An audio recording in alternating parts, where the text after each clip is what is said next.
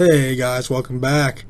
Alright, so apparently Black Ops 3 runs better on the PS4 than the Xbox One. Another report saying the PS4 is better. How fun. Alright, so apparently they have a technical analysis of Black Ops 3, and it compares to the PS4 and Xbox One versions, obviously. So, both PS4 and Xbox run at 1080p, but the native resolution during gameplay is targeted at 1080p on PS4 and 900p on Xbox One. And the PS4 edition drops from 1360 by 1080 before reaching a full 1080.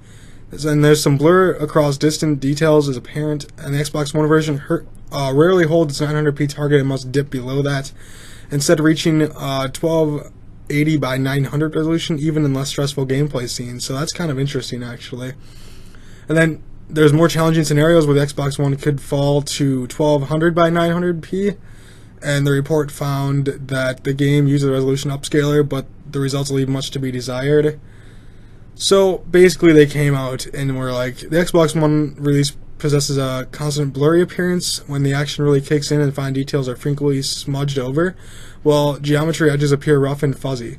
It's a substantial downgrade over last year's Advanced Warfare, where Sledgehammer stayed locked at 1080p resolution during more demanding scenes. So I mean, Black Ops 3 does target 60 FPS across both of them, but both the PS4 and Xbox One editions do not achieve that on any basis, really. Well, they do achieve it, but it's not on a regular basis, I should say. Which is kind of, like, sad, really. Like, these consoles were already dated in 2013, okay? That's realistic here. They were dated since day one, so they said gameplay set in narrow corridors, along with the low-key gameplay moments away from the frenetic combat. You can see the engine attain a familiar 60 FPS expected from Call of Duty title. However, as we move into more open areas packed with greater amounts of geometry detail and more challenging effects work, frames start to suffer on both consoles, and 60 FPS fluidly is gone. Performance ranges from 40 to 55 and seem highly variable in motion, leading to inconsistent controller response and distorted motion we don't usually associate with the series. So PS4 ran about 51 FPS average and the Xbox ran at 49. They said from our sample, around 50% of the video output consists of dropped frame rates, and the Sony console rising about 18% on the Xbox One. So it's kind of sad when you think about it, really, guys, that these consoles can't run 1080p 60 frames per second on a lot of games. They're always 30 FPS. Now, granted, they don't have a dedicated graphics card, and they don't have that much RAM to use.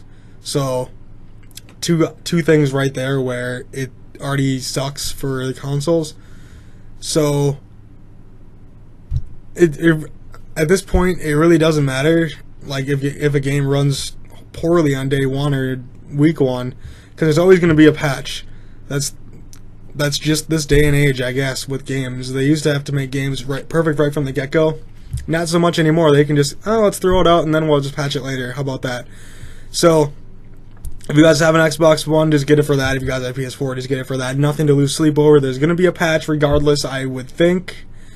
I don't see why not for the performance issues, but it's kind of sad when Advanced Warfare ran better than Black Ops 3. So I don't know if that tells us anything, but I don't know.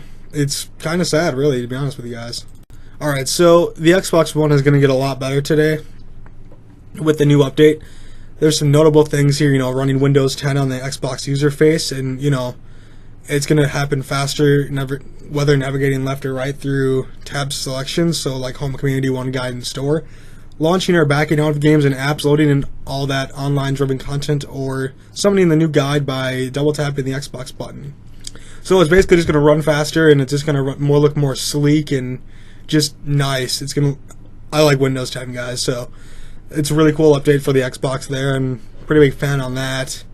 So, I mean, there's also a couple things like the new community tab, which is a streamlined version of old activity feed, but it's now more like something you'll find on a social network, more like a Twitter or Facebook, basically, or you can have Twitter and Facebook linked to those as well.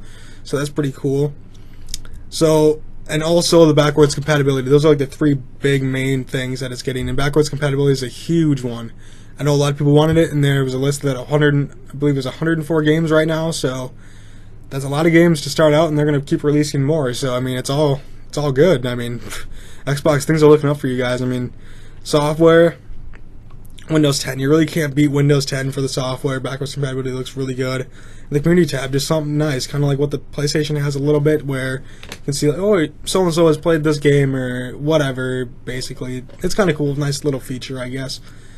Alright, so the last thing I want to talk about, I watched some Just Cause 3 gameplay today, and I was like, holy mother, now I can't wait for this game. Like, I'm like, I really have no interest, because I played Just Cause 2, and I really love that game, but Just Cause 3, oh man, I cannot wait for that game now. I'll probably have to get that day one, just because it looks really, really good.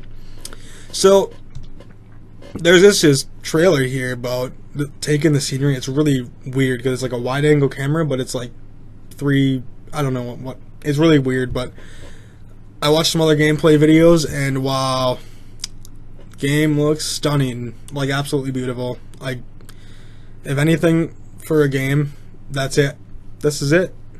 Like, the trailer starts off kind of weird, but then as you keep watching, it gets better. So the scenery looks really good. The map looks massively huge. Graphics look really good. Square Enix knows what the frick they're doing, like, for games. They know what people want. It's going to be offline, so that's a key feature for me. And Just Cause has always been fun. So, yeah, I can't wait for this game, guys. I don't know if you guys can wait for it as well, or if you guys get into Just Cause, but hey, the game looks really awesome, so just thought I'd talk about it and give you guys my thought on it. I'll probably have to end up picking this up either for my PS4 or PC. I'll probably get it, and I might get it for PC. We'll have to see. Alright guys, that's really all I want to talk about today. Make sure to like this video, comment, rate, and subscribe, and follow me on Twitch, Twitter, and Facebook. I will talk to you guys tomorrow. Have a good one.